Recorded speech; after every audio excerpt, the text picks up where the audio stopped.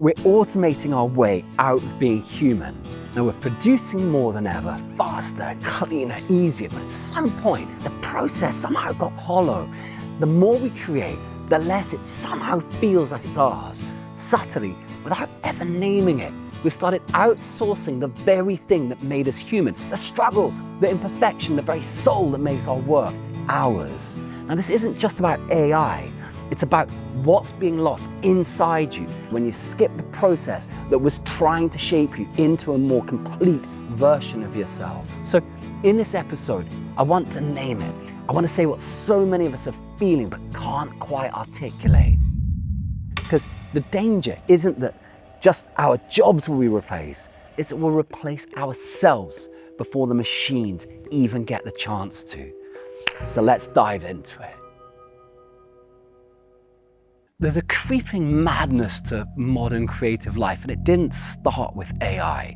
Even before the machines came knocking, we were already being hollowed out, juggling work and life and the constant need to feed the endless content machine. So social media conditioned this compulsion that we must always be producing, and AI arrives as a cheat code to play the game faster, better, more efficiently. Now, the expectation is endless output, but something just feels off, at least to me. You're producing, yes, but it's like you're glazing over the surface of your own work without even quite noticing a distance formed, subtle at first, between the foundation of your thought and your ability to actually access it. And that very space is where being human happens. And the silence that once helped shape your voice, well, it's now buried under the noise before it ever finds a way to speak. What's left is a simulation, a version of your insight without the struggle that gives it its truth. You don't just lose the art, you lose the you that the struggle to make it was building. What's at stake isn't just the work, it's the transformation that only happens when you move through the process. You're not just behind on your projects, you're suddenly behind on becoming yourself. There was a moment, subtle, unmarked, when content took over creation. Like social media, it didn't just change how we share, it rewired what we value. What mattered was less now the quality of the work, but rather the visibility of it. Somewhere along the way, the show of what you were doing became more important than the thing itself. So the artist began to disappear, replaced by the content creator. We were told content was king, but what they didn't say is that once the king takes the throne, the artist is the first to be exiled. That the real world wasn't the problem. The problem was what we traded for it. A loop of noise, a treadmill of proof. Even the most meaningful work, your most vulnerable, soul-rattling creations got flattened into content. Scroll, like, forget. And it's no wonder that so many artists checked out. We weren't just creating anymore. We were performing our process at speed, for scale, and under surveillance. And deep down, a dangerous idea took root. Why bother making something that costs you everything? And it's just going to disappear by the afternoon. We thought the internet would set us free, right? Instead, we find ourselves running on a treadmill built by algorithms that we don't understand.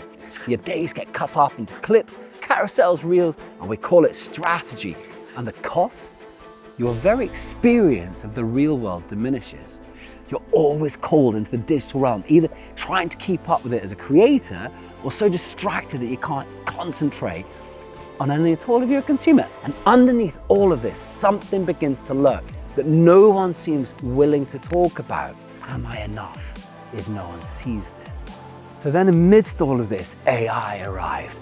And what we were already feeling, the erasure, the exhaustion, accelerated. Now, AI can replicate, can imitate, even simulate. What it can't do is transform you. It can fill a blank page, but it can't wrestle with the sentence that breaks your heart open. It can suggest cause, but it can't tell you what your voice implies when you're saying into the void. Because what the machine skips, what it will always skip, is the process that makes you who you are.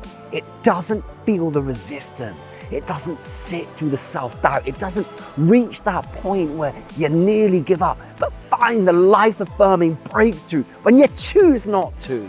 Social media was the disease, and AI is the cure that's finishing the job. So this is the fight now. Not just to create, but to remain human in the process. Because the machines don't have to take over. We're already handing so much over anyway. Our voices, our scripts, our struggles, our imperfections, like all the things that made the work doing in the first place. What do? I think we have to safeguard like hell the heart of who we are, the why, the very thing that makes you, you. That pull that brings you back, that ache to make it can't be faked, and it sure as hell doesn't come from the code. It can't be generated. It only comes from the heart, the human heart, the center of who you are. So God knows I don't have the answers, but I do know this. No one is coming to save you. There's no algorithm that will build a meaningful life for you. There's no platform that will hand you back your soul if you've already sold it. If you've done that, you have to build it yourself, brick by brick, on your own terms, in your own time, in your own name. That's your life. Use the tools, play the game if you must, but don't let it replace you. Don't let it replace your own process, because at the end of it, the only thing that's truly yours is the self that you build in the process, and that no machine can ever take. Unless, goddamn, you let it. I'm Jim. It's an absolute honor to have you here. It's been a long night trying to get this together. I'm trying to make these videos about creativity, staying human in the digital world. And if you want to follow along, it'd be my absolute pleasure and honor to have you along the way. Take care, guys.